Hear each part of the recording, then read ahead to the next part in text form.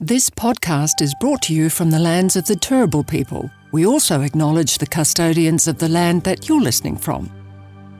Before listening further, please be aware that this podcast deals with information, descriptions, and words relating to sexual violence. It's not suitable to listen to around children, and you may well find it causes distress. You might choose to listen to it somewhere where you're comfortable and you feel safe, or even listen with a support person.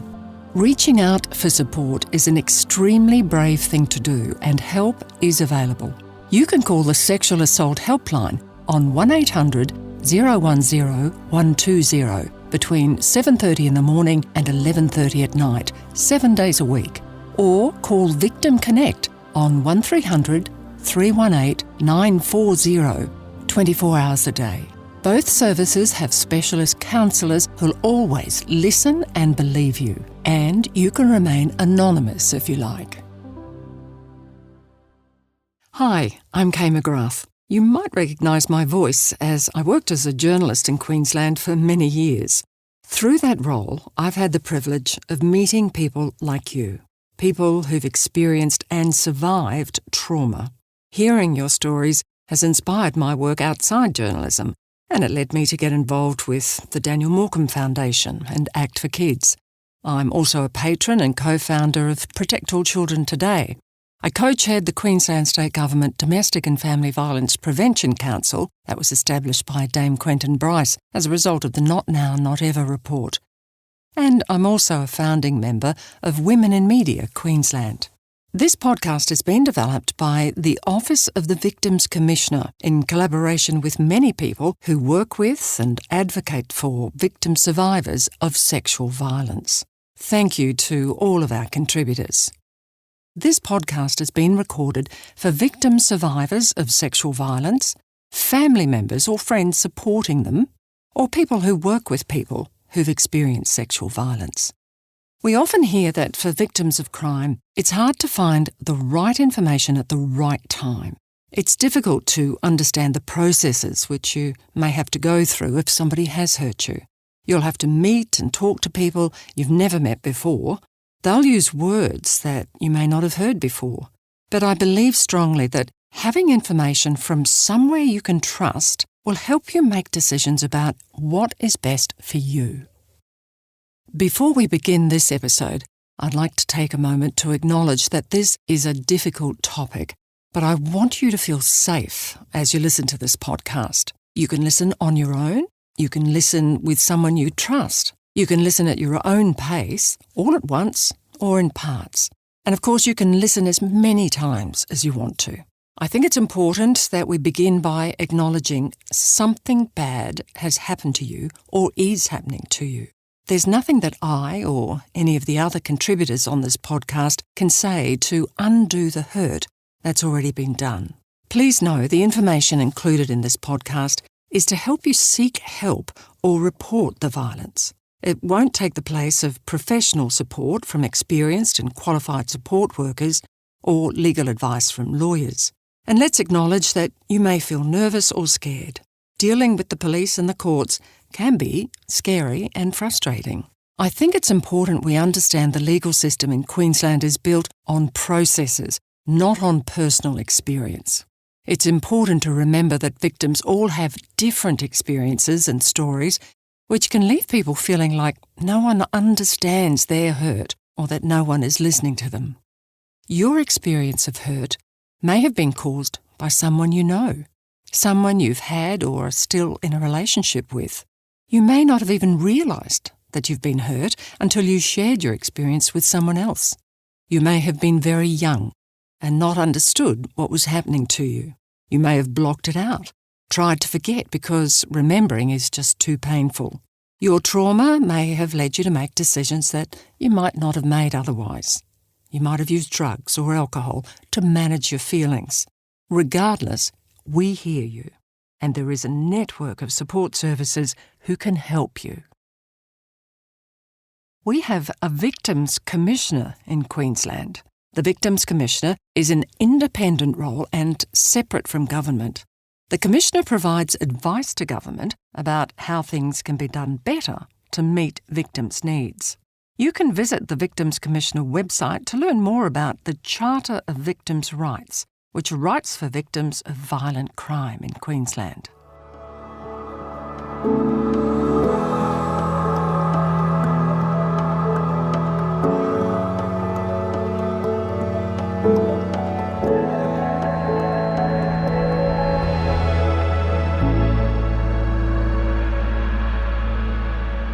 Today, we're joined by two people who work for support services. I'm speaking with Michelle, who manages the VictimConnect helpline. Hello, Kay. Hi, Michelle. And Jess, who works for Victim Assist. Hello. Hi, Jess. And thanks both for joining us today. Really appreciate it.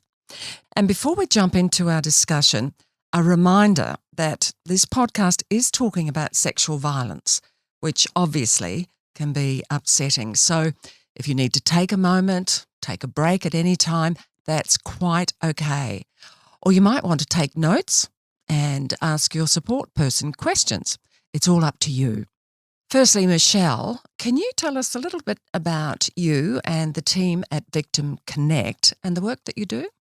So VictimConnect is a 24/7 helpline that supports people who've been impacted by violent crime in Queensland, which has occurred at any point in their life. They can call our service. We provide information, advice, referral and support to victim survivors, their family and their friends. This can include victim counselling and case management, which is where we offer people with some other more practical supports outside of sitting with them and doing counselling. A violent crime can include assault, murder, manslaughter, property offences with violence, including break and enter and robbery. And it also includes domestic violence, sexual assault or sexual abuse.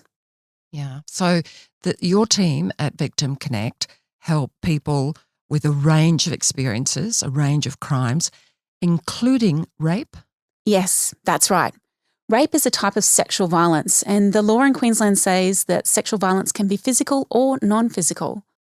That's really interesting because this is an area I think that's not all that well understood and is not talked about enough. So let's talk about it now. So sexual assault or sexual violence doesn't have to be physical. No, not at all. In fact, if we look at what sexual violence is, we often think about situations like rape, where there has been sex between people and that the one person did not want that to occur. But physical sexual violence can be more than that. It can involve someone touching you inappropriately. It can involve them forcing you to touch them inappropriately, or it could be forcing someone to have sex with you. Non-physical violence is where someone has threatened you with sexual violence or made you look at sexual acts. Maybe they've sent intimate photos or videos of you. This includes when someone's posted pictures or videos of you online without your permission, or even showed photos or videos of you naked or doing something sexual without your permission or consent. In a relationship, it can be common, including amongst young people, to send photos or videos amongst each other that have you in intimate or vulnerable positions. And that's fine within the relationship, but it's actually against the law to send those photos on to another person or to post them online. If you've not consented to any of these things, they are actual crimes. That's so important, particularly in this day and age, for people to understand that it is a crime and people can be charged. Now, there's another topic or another word that we're touching on here, and that is the word consent. Again, it's been talked about a lot now. Explain to us, Michelle, what is consent? Consent means knowingly and freely giving your permission to do something. You can withdraw your consent at any time as well. So, for example, you may have said yes to having sex with someone, but then you can choose to stop having sex with someone, and the other person has to respect that. If they insist or force you to continue having sex and you don't want to, that's not consent. They also can't bully or threaten you into agreeing or having to continue having sex or any other act, such as posing for photos or videos. To consent, you also have to be awake and you have to be not intoxicated by drugs or alcohol so that you have the capacity to make that decision, as in that ability is not impaired in any way. It's also worth noting that not explicitly saying no or fighting to get away does not imply consent. We know that when some people are subjected to things that aren't what they want to happen to them, That are unpleasant. that are unpleasant, they can freeze. And we all can react differently to an event that's happening to us. So we can freeze. It is very common to freeze. It seems like the safest way for some people to survive whatever is happening for them, and they don't know how to respond. We don't easily teach or show each other how to respond in these situations. So it's both a natural response that your body and brain does together, freezing. So your body and mind basically stops doing anything to protect yourself. That's the way it reacts. But it's also a social response. We don't teach people how to say no and still feel safe in that situation. So we have to learn how to say that as well. That's right. And it's important also to point out that sexual violence happens to both women and men. Yes, sexual violence can occur to anyone, and it doesn't have to be just a two-person situation. It can involve multiple people. There's an idea that sexual violence is committed by strangers or perhaps in public places. But actually, that's not true. Mostly it occurs from people that we know and that we trust. And it more often than not happens in private homes and residences. A very sad fact. It can happen also between intimate partners. It can actually happen in marriage. Yes. Sexual violence occurs whenever you have not consented to any form of sexual act, physical or non-physical. So you can be in a long-term relationship with someone, and if you're not consenting to have sex with them at that point, then it becomes a crime if they force, coerce you or make you do that. Something you're not comfortable with and you choose not to be part of. So just reinforcing this word consent, it is an enthusiastic yes or a very definite hard no. It always has to be an enthusiastic yes. As we've kind of covered, the hard no can be challenging, and the responsibility is on everyone involved in that to look for and listen for that enthusiastic yes. Otherwise, it's not necessarily any sort of yes, even if there isn't a hard no. Yeah. Thank you for explaining that. There's a lot of information to consider there, and no doubt it's incredibly distressing to experience something like that. And we're all unique. We all experience a different range of emotions. Can you talk about some of those emotions people might feel? It is very important to know that this is unique. This is your individual journey and you'll feel all sorts of different things. And many factors play into that. However, it's really common to feel scared, ashamed, angry, frustrated, and unsure of what to do next. But it's really important to remember that what has happened to you is not your fault. You are not to be blamed for what has happened. Nobody asks for or deserves to be hurt by sexual violence. That's such a powerful statement, and important too that we believe people when they find the courage to disclose. But as you say, nobody asks or deserves to be hurt by somebody else. Michelle, can you talk to us about what someone could do if they've just been hurt? The very first and most important thing is to make sure that you're physically safe. So if you think you're in immediate danger, you should call 000 so someone can come and physically help you in that point. If you feel physically safe, then there's kind of two things to explore. One is addressing physical injuries, and the other part is looking after your emotional well-being through this period. When it comes to injuries, if you're hurt or injured in any way, you can go to the emergency department at your local hospital. If you go to a public hospital emergency department and you tell them that you've been sexually assaulted, you should be seen within 10 minutes. So that's really important to know because it can be intimidating to walk into a big hospital space when you've had something so personal just happen. And is there any support, emotional support provided at the hospital? There is emotional support that can be provided at the hospital. At times they'll have social workers that can come and talk to you, or they should be giving you helplines that you can call, such as the Sexual Assault Helpline or VictimConnect. The Sexual Assault Helpline is a really important resource. They will believe you. And for the state of Queensland, they know right across the state where your support services, hospital, police stations are, and they can help you with that. When you call them, you can choose to be anonymous if you like, or you can give them your name, and they can help you decide what options are best for you. And it's good to know that you have that choice. You can choose to remain anonymous. Thanks, Michelle. The Sexual Assault Helpline has specialist counsellors available to talk from 7:30 a.m. to 11:30 p.m. 7 days a week. Phone 1800 010 120 to speak to the team who'll always listen and always believe you. The Sexual Assault Helpline can provide you with options depending on your situation, as well as information, advice or counselling. They can also provide you with referrals to free counselling and support and medical care, including emergency contraception, medical examinations to collect evidence, and testing for sexually transmissible infections or STIs. That number again for the Sexual Assault Helpline is 1800 010 120 from 7:30am to 11:30pm, 7 days a week. Jess, can we bring you into the conversation and begin by asking you your role at Victim Assist and the work that you and the team do? Hello, I am Jess and I'm the Victim Services Coordinator for Victim Assist Queensland. At Victim Assist Queensland, we provide a number of services, including information and advice about our financial assistance scheme, as well as support services that are available for victims of crime in Queensland, and also about victims' rights. It can be scary to reach out to someone and tell them your story. Like Michelle said, people experience a range of emotions and feelings. And no matter how you're feeling or where you are at in that journey, it's important to know that you have rights in Queensland under the Charter of Victims' Rights. A Charter of Victims' Rights.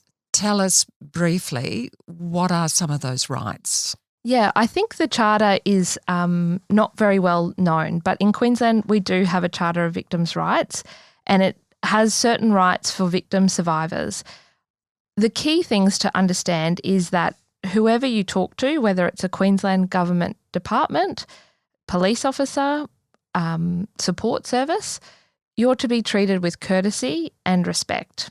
Those services also have a responsibility to make sure that you have appropriate support services and know where to go to support you through that journey and options that may support your recovery. So the Victims' Charter of Rights is there, it exists, and provides a number of safeguards, but particularly that you're treated with respect.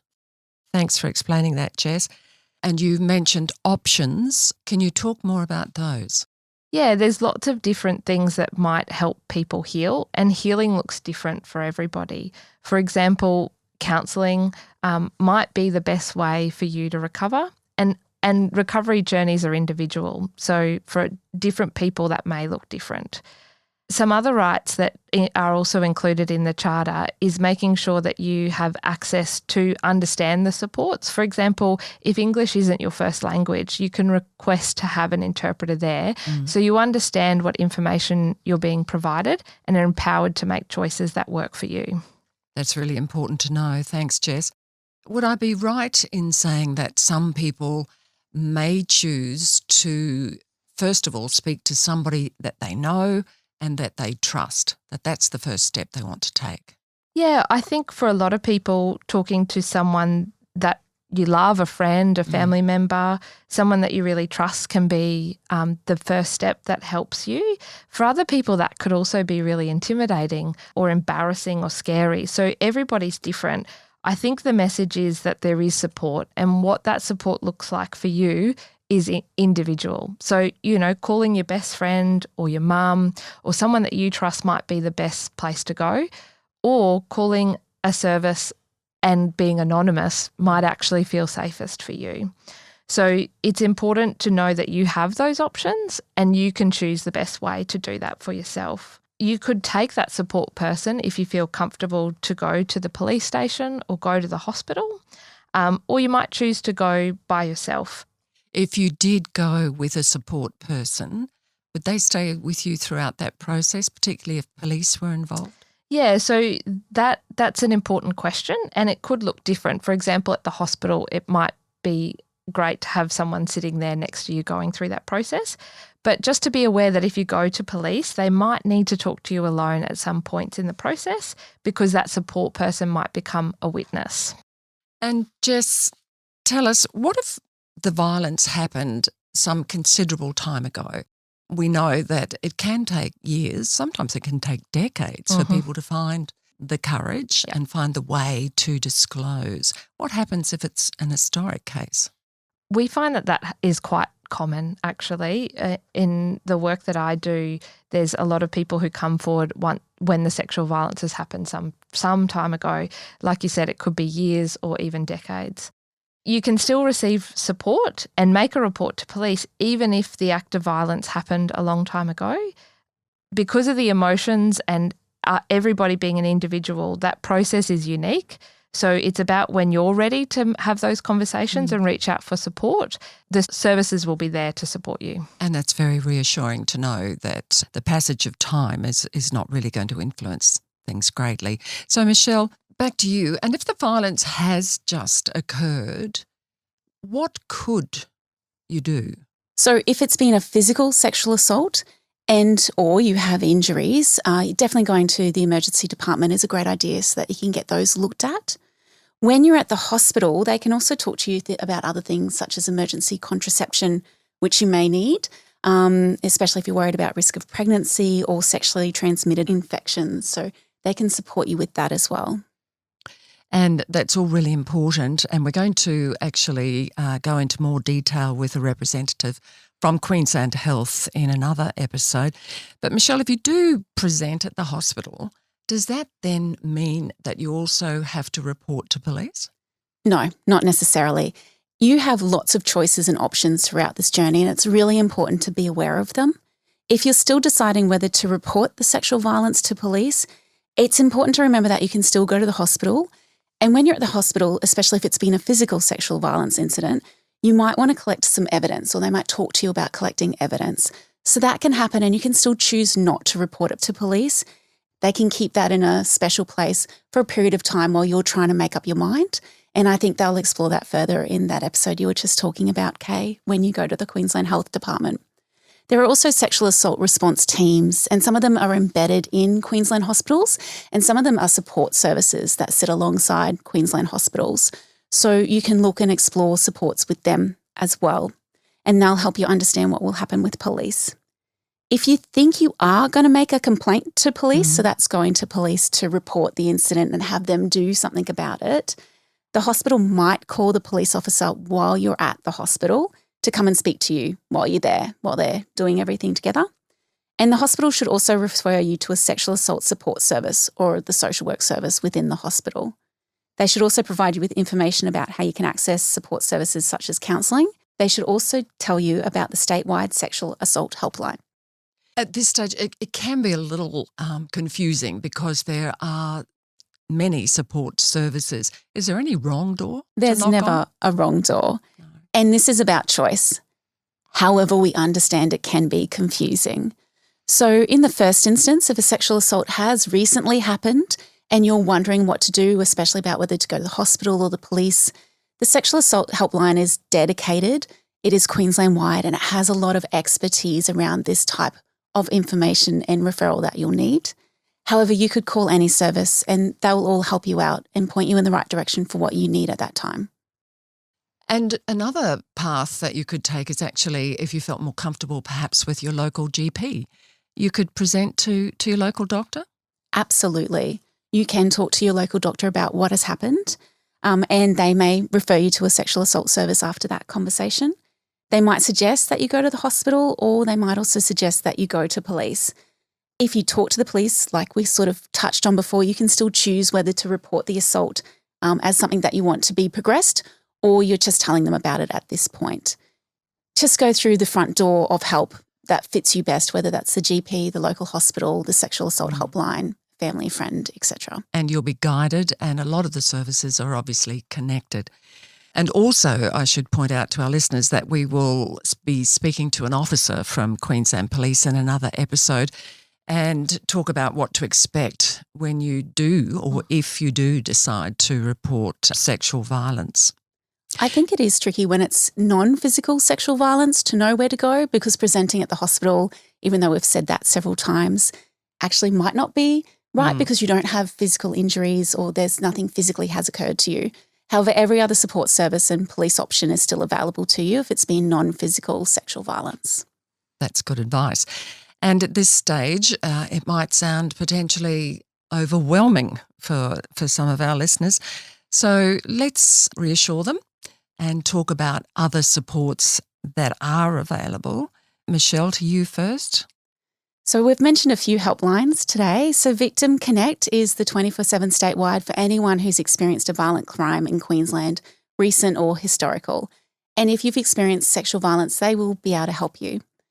The Sexual Assault Helpline is a dedicated, specialised statewide helpline as well that can provide insight and information about what's available in your town in Queensland, whether it's been physical or non-physical sexual assault, and then can provide you with some counselling as well. So you can call either of those services and they will be able to respond to you. It's just which one feels like a better fit for you. If it has been recent sexual assault, as we've mentioned before, I would probably suggest the Sexual Assault Helpline as your first port of call, just because they are so specialised. Yeah. And Jess, there is further support that Victim Assist may offer as well. Yeah, where I work at Victim Assist, we help people recover from acts of violence, including sexual violence. It's a financial assistance scheme, so we can provide financial assistance in a number of ways to support people's recovery. Something that's really important to note about our financial assistance scheme is that there's special provisions if you're a victim of sexual violence. So we don't need you to report to police. We need it to be reported to someone. So like we were talking about before, this could be the hospital, this could be a doctor, or this could be a counsellor. And that's the information that we use to support your application for financial assistance. If you're eligible for financial assistance, we would support you with your counselling expenses or medical expenses. If you're feeling unsafe, you might also want some security on your house, and that's something that's also available through the scheme. It's very reassuring, I think, to know that there are so many services there and options there for people.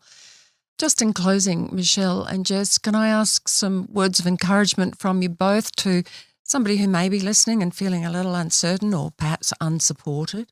Feeling uncertain is really normal, and that's why there are a range of support services out there for you to connect with in your own time to find out more information to continue to make good choices for you.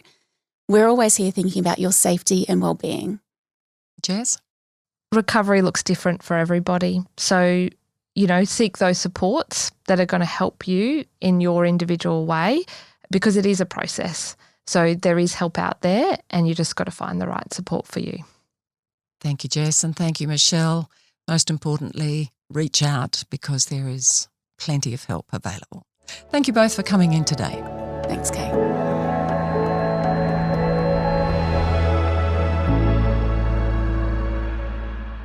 If you're a victim of a violent offence in Queensland, including sexual assault or domestic and family violence, you're eligible for financial assistance from Victim Assist Queensland.